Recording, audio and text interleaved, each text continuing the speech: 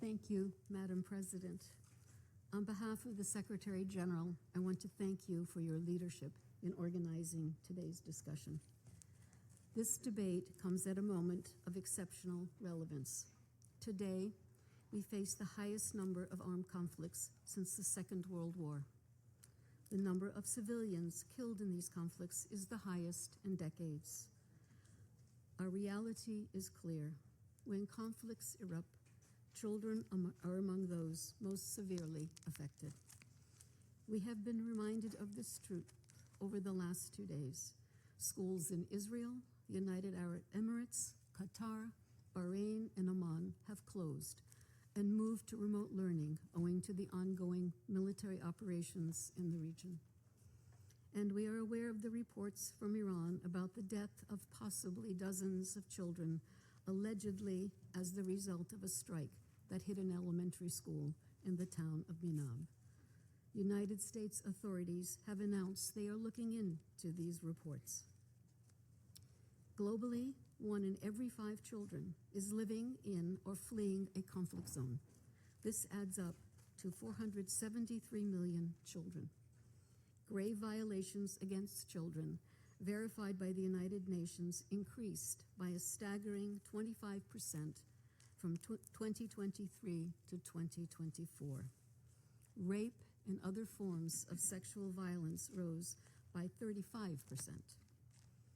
These horrific figures should impel us to do more to protect children in conflict.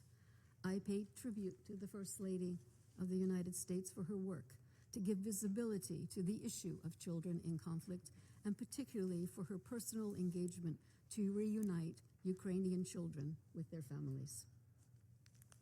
Madam President, when conflicts do not rob children of their life and physical security, they deprive them of the right to have a quality education and a future of opportunities.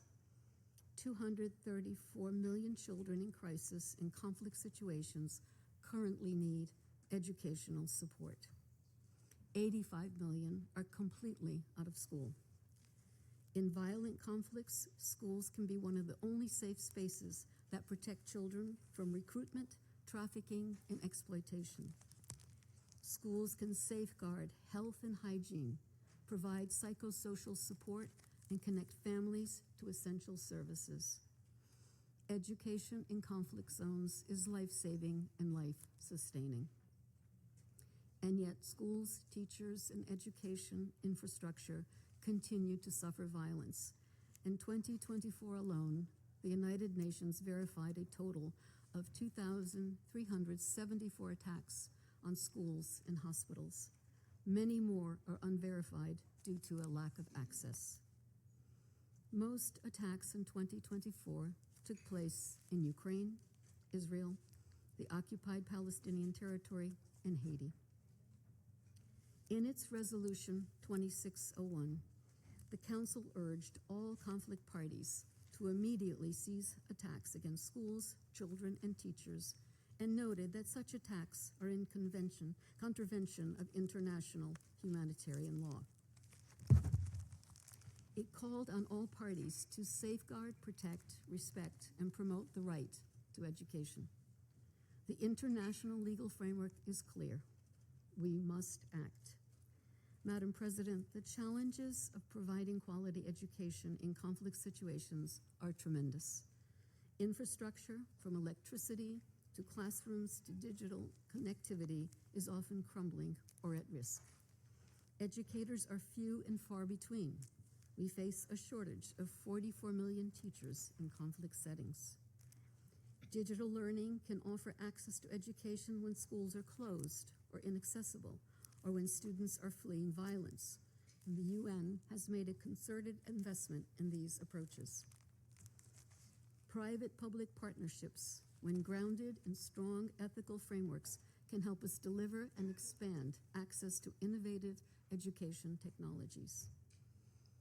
For example, UNICEF's Learning Passport, developed in partnership with Microsoft, offers 10 million children in 47 countries a mobile learning platform where they can have continuous access to quality education.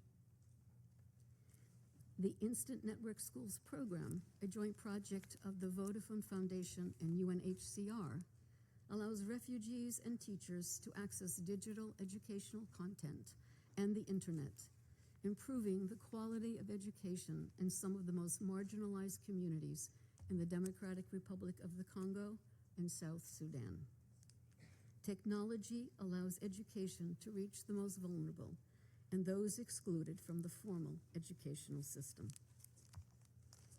In Afghanistan, to respond to the exclusion of 2.2 million girls from education, UNESCO is mobilizing digital technologies to bring learning directly into the homes and communities, reaching close to 9,000 school communities in the country. To ensure that opportunities provided by technology are realized, we must mitigate its risks. Children in conflict face heightened online threats, exploitation, trafficking, radicalization, digital recruitment into armed groups, and cyberbullying. Digital education must therefore actively promote child protection with risk assessments at every stage, from conception to deployment. We must strengthen legal and policy frameworks to protect the rights of the child in the digital space, in line with international human rights law. Technology companies have a particular role to play in providing safeguards to their users, especially children and young people. Unfortunately, funding for education in emergencies has dropped by 24%, even though needs are increasing. We call on member states to do more to meet funding gaps in education. Madam President, the most effective way to protect children from conflict is to prevent and end wars. Building peace is at the heart of what the United Nations does. We must all work together toward this goal. Thank you, Madam President.